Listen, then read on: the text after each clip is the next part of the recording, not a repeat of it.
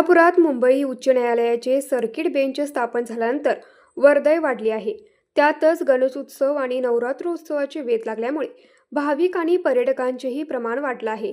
यामुळे वाढत्या वाहतूक कोंडीवर मात करण्यासाठी शहरातील चौकांचे रुंदीकरण आणि अतिक्रमण निर्मूलन आवश्यक बनलं आहे.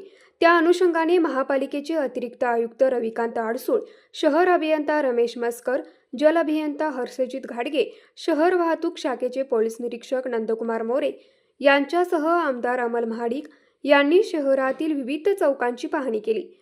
तावडे हॉटेल चौक, कावळानाका चौक, KSBP चौक, सायबर चौक, सुभाषनगर चौक, यल्लमा मंदिर चौक, हॉकी स्टेडियम, संभाजीनगर चौक, नवीन वाशीनाका चौक, क्रेशर चौक, निर्माण चौक, रंकाळ टॉवर चौक येथे भेट देऊन समस्यांचा आढावा घेतला.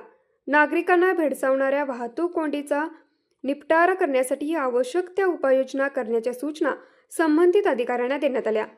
न्यूज मराठी 24 साठी विनोद शिंगे, कोल्हापूर.